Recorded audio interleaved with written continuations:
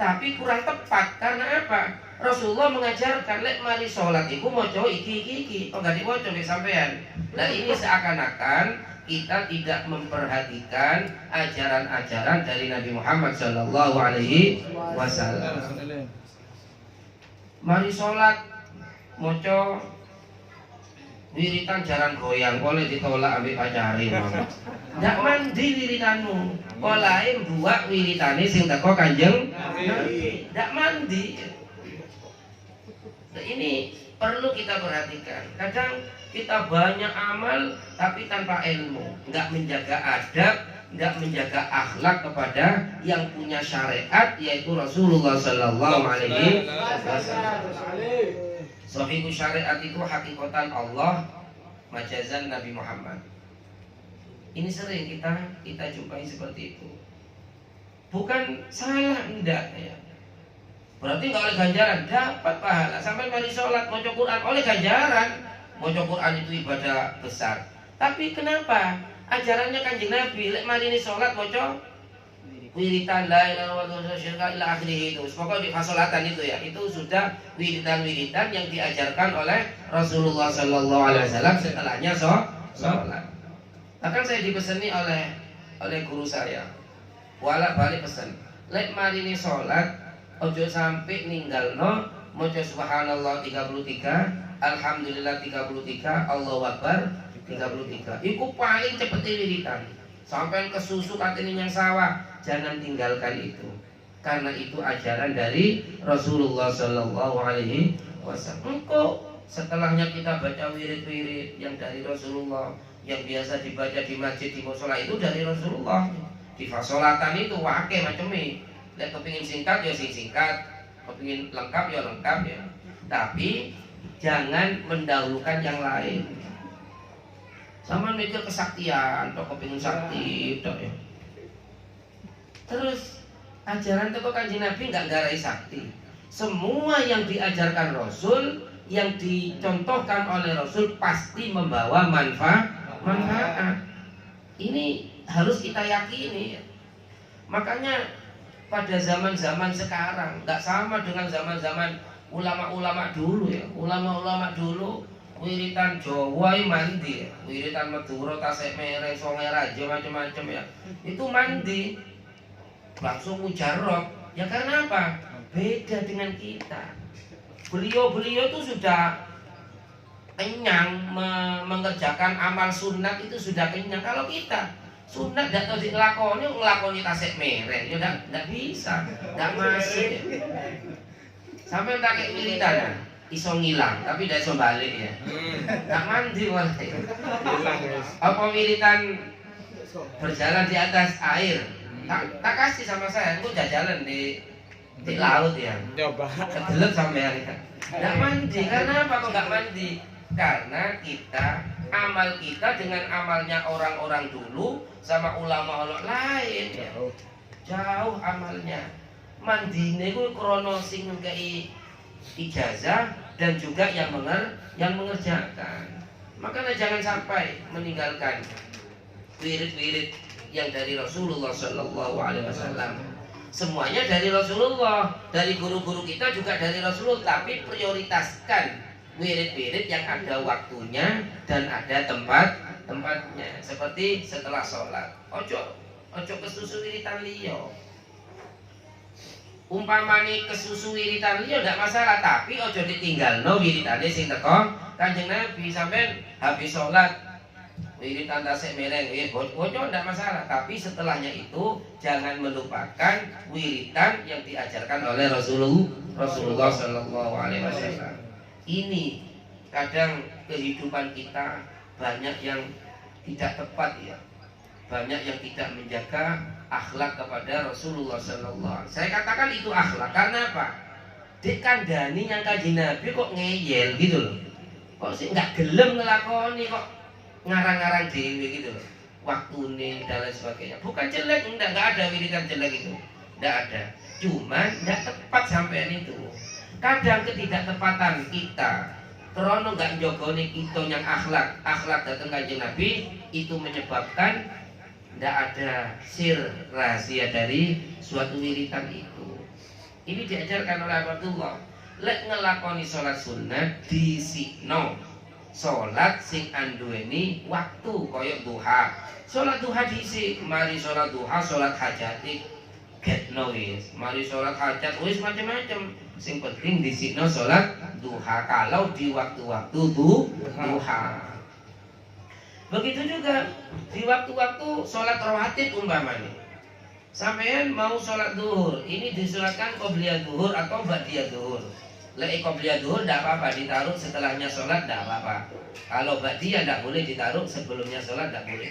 Umpamanya setelahnya sholat duhur, tidak usah sibuk sholat lainnya sampean. Sholat qobliyah ba'diyah dulu, habis itu baru sholat lainnya. Lah ini yang diajarkan oleh Abu Abdullah agar ibadah kita ini dicatat ibadah yang memang benar-benar berbobot menurut Allah karena dilakukan dengan ilmu, karena dikerjakan dengan sesuai dengan ilmu yang ada dan menjaga akhlak kepada Rasulullah Sallallahu Alaihi Wasallam. Kemudian ya, bahkan ini ya, lain menurut pendapatnya Habib Abdullah, umpamanya waktu duha tidak boleh sholat lainnya kecuali sholat duha sampai sempurnanya hitungan.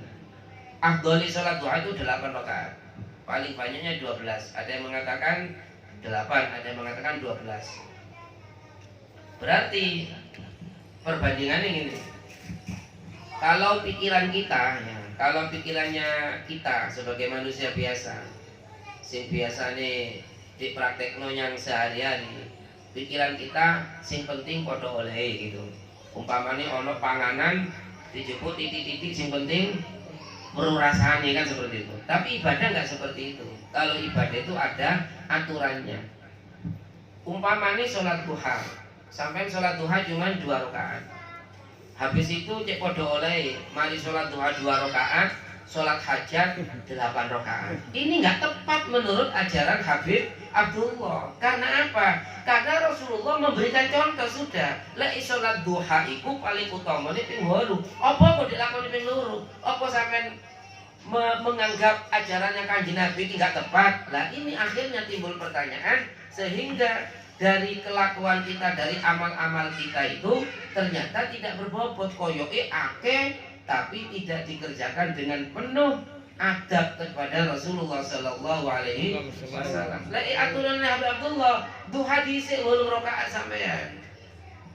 Lek kula kali sampean kan enggak. Saya belum membaca kitab Risalatul awalnya juga seperti itu. Bengi salat pokok padha oleh, salat tahajud, salat pokok padha oleh. Intine di pikiran kita itu pokoknya padahal enggak. Itu kurang tepat. Kurang tepatnya karena kita mengindahkan atau tidak memperhatikan ajarannya Kanjeng Nabi Muhammad Sallallahu Alaihi Wasallam. Itu yang dikatakan nggak tepat.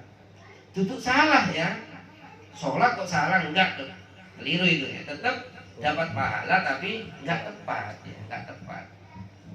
Nah ini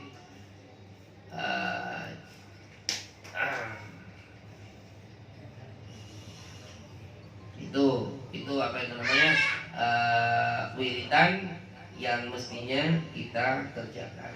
Sholat sunat pun ya, sholat sunat ada prioritasnya.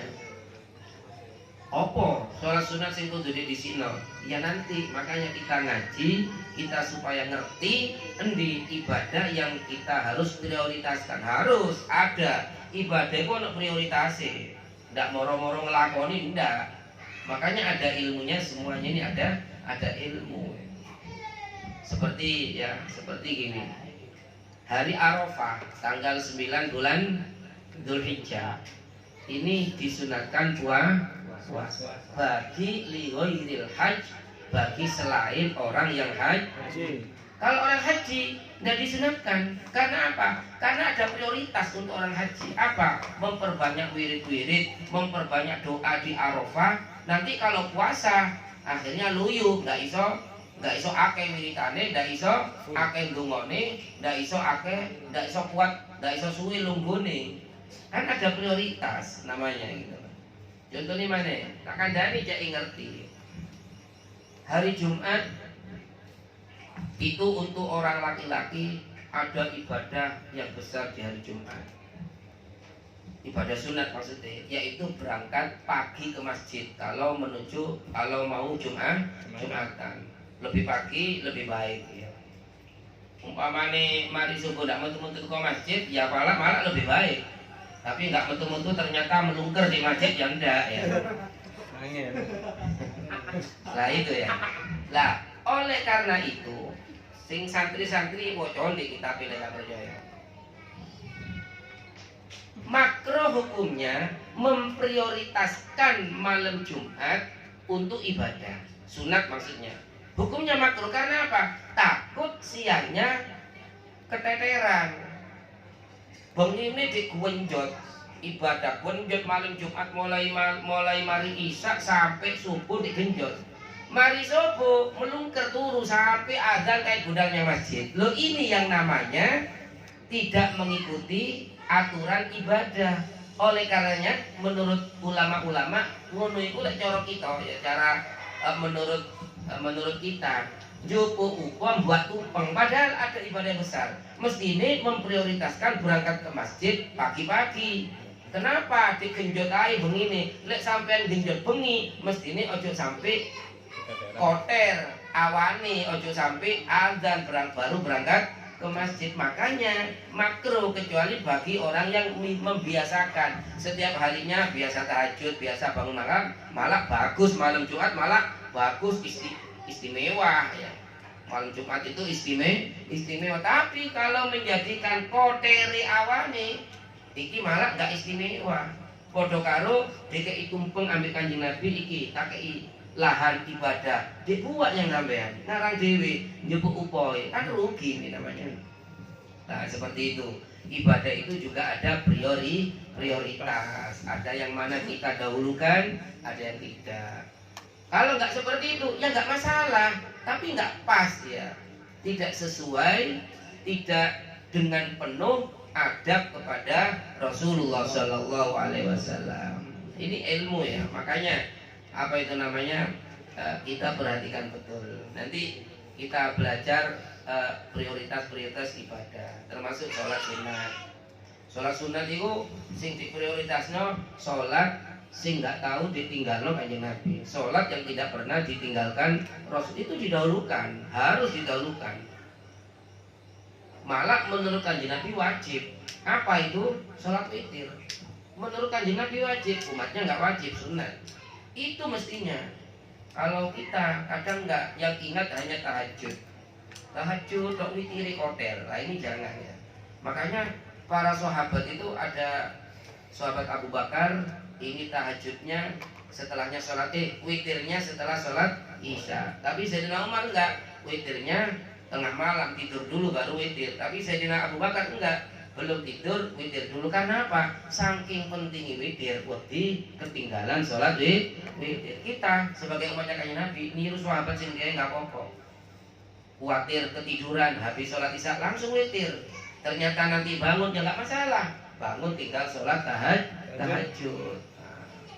Kalau yakin bangun ya nanti aja. Itu yang lebih afdol seperti itu. Witir itu ditaruh di setelahnya sholat sunnah. Kemudian sedikit lagi ya. Wa'lam anna li sholati surah zahirah. Ini tadi saya lewati ya.